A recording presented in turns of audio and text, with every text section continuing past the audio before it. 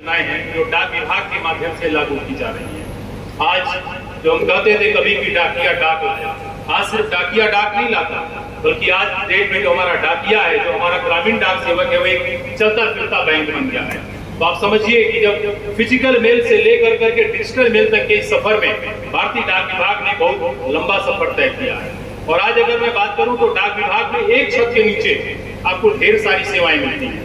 एक डाकघर में आप जाते हैं, उसी छत के नीचे आप अपना speed post registered article money order करते हैं, पार्सल की आप बुकिंग करते हैं। इसके अलावा आपका तमाम पोस्ट ऑफिस सेविंग बैंक का कार्य आप करते हैं। इसके अलावा पोस्टल लाइफ इंश्योरेंस और रूरल पोस्टल लाइफ इंश्योरेंस का कार्य हो रहा है। उसी छत के नीचे तमाम ऐसी चीजें हैं जो नई जुड़ी हैं। आधार, आज किसी को आधार के लिए भटकने की जरूरत नहीं है। पोस्ट ऑफिस के माध्यम से डाकघरों में न सिर्फ नया आधार बन रहा है, बल्कि आधार अपडेट भी हो रहा है। इसके अलावा पासपोर्ट डाकघरों के माध्यम से आपके गाजीपुर प्रधान डाकघर में जो है पासपोर्ट की बुकिंग होती है, पासपोर्ट यहाँ किया जाता है। पासपोर्ट की बुकिंग नहीं बल्कि बुकिंग भी करते हैं और हम लोग पासपोर्ट बनाते भी हैं। कॉमन सर्विस सेंटर के माध्यम से एक छत के नीचे लगभग 73 से ज्यादा सेवाएं दे रही हैं, जिसमें आप किसी भी प्रकार का एरोप्लेन से रेलवे टिकट बुक करने के अलावा आप अपना पैन कार्ड तक जो है वहां पर बनवा सकते हैं।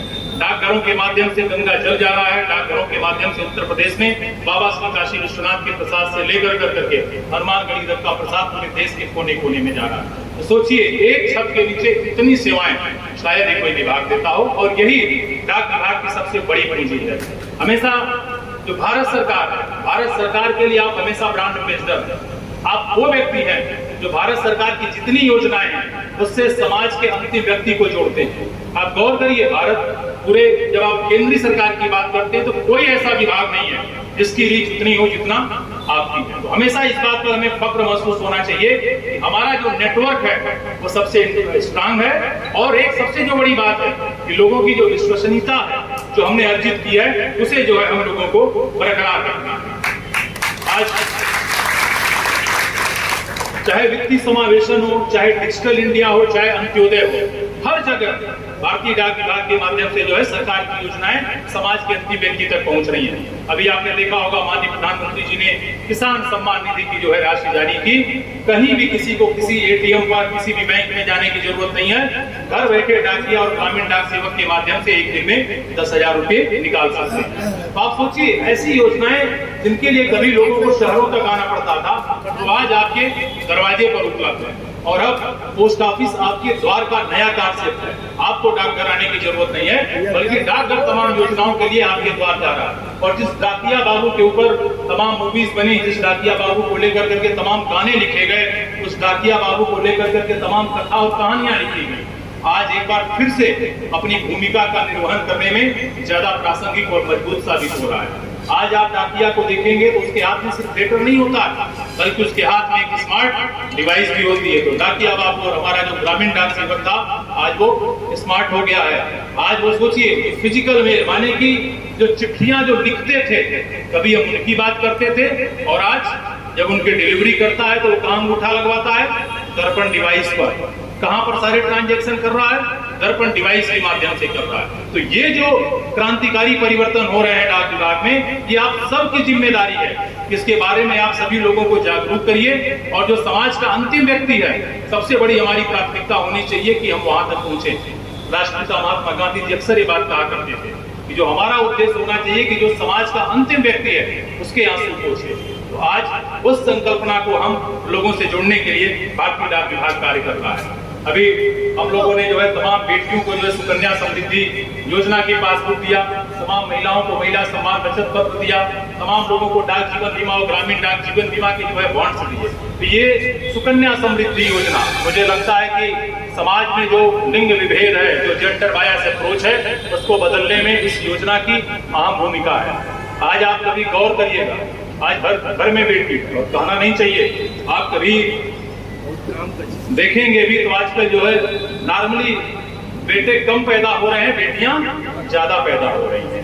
तो ये एक प्रकृति का एक अच्छा संकेत है, क्योंकि हम लोग जो है बेटियों को, जो महिलाएं हैं, उनको मां स्वरूप मानते हैं। तो धरती मां है, तो हमें धरती मां को भी सुरक्षित रखना है, इन जो बेटियां हैं उनको भी सुरक्षित रखना है। तो सुकन्या समृद्धि योजना के माध्यम से हम लोग न सिर्फ बालिका और नारी सशक्तिकरण को बढ़ावा दे रहे हैं, बल्कि ये बेटियां जब बड़ी होंगी, जब कक्षा 12 में जाएंगी, जब इनको पैसों की जरूरत पड़ेगी तो ये आधा पैसा इसमें से निकाल पाएंगी, और जब इनको उच्च शिक्षा और शादी के लिए जरूरत पड़ेगी तो इसका पूरा का पूरा पैसा निकाल पाएंगी। तो जो आज हम लोग कहते हैं आत्मनिर्भर भारत, आत्मनिर्भर भारत कैसे होगा? जब लोग वित्तीय रूप से सशक्त होंगे। तो इस सुकन्या समृद्धि योजना के माध्यम से हम जो माननीय प्रधानमंत्री जी की आत्मनिर्भर भारत की संकल्पना है उसको भी जो है भारतीय डाक विभाग के माध्यम से जमीन पर हम लोग ये कर रहे हैं। आप सभी के साथ मुझे शेयर करते हुए खुशी हो रही है। अगर मैं गाजीपुर मंडल की बात करूं तो करीब यहाँ पर आप लोगों ने 62,000 बेटियों के सुकन्या समृद्धि खाते खुलवाए हैं, और इसके अलावा गाजीपुर में 204 ऐसे गांव हैं जिनको हम लोगों ने संपूर्ण सुकन्या समृद्धि गांव बनाया, यानी कि 204 गांव ऐसे हैं जहां पर जितनी भी बेटियां हैं वहां सभी के सुकन्या समृद्धि के खाते खुले हैं। और अगर आज वहां बिटिया का जन्म होता है तो हमारा डाकिया बंधु, हमारा ग्रामीण डाक सेवक बंधु वहां बधाई भी देता है और ये अपील भी करता है कि आप जो है सुकन्या समृद्धि का खाता खुलवाइए। आज गाजीपुर मंडल हम लोगों के लिए बहुत इंपॉर्टेंट है। एक ये काफी उर्वर इलाका है गाजीपुर, और गाजीपुर की अपनी देखेंगे ऐतिहासिकता है, चाहे आप पौराणिक रूप से देखें, चाहे ऐतिहासिक रूप से देखें, चाहे वर्तमान परिप्रेक्ष्य से देखें। तो गाजीपुर आप लोग उस धरती के वासिंदे हैं जिनको वीरों की धरती कहा जाता है। यहाँ लोग कहते हैं कि हर घर में या तो आपको सिविल सर्वेंट मिलेंगे या तो हर घर में आपको सैनिक मिलेंगे। आप देखिएगा कभी भी सबसे ज्यादा सेना में आपके यहाँ का तो गहमर एशिया का सबसे बड़ा गांव है जो इन्हीं चीजों के लिए जाना जाता है। इसके अलावा हर घर में आपको सिविल सेवाओं की तैयारी करने वाले और सिविल सेवक भी मिलेंगे। अभी मैंने ग्रामीण डाक सेवक को सम्मानित किया, बड़ा अच्छा लगा। उन्होंने बताया कि साहब मैं भी जो है पीसीएस या आईएएस मेंस का एग्जाम दे रहा हूँ। तो सोचिए आपके बीच में ऐसे लोग हैं जिनका वो जज्बा है, जिनके अंदर वो जुनून है कि हमें कुछ न कुछ करना है। तो हमेशा ऐसे लोगों को प्रोत्साहित करना है। और आप जिस जिले के हैं उस जिले की अपनी महिमा, आप गाजीपुर मंडल की अगर मैं बात करूं तो यहाँ पर करीब 4,70,000 बचत खाते जो है यहाँ पर चल रहे हैं। इतने जो है बचत खाते खुल रहे हैं। आपके गाजीपुर की अनुमानित जनसंख्या करीब 30 से 32 लाख के करीब है।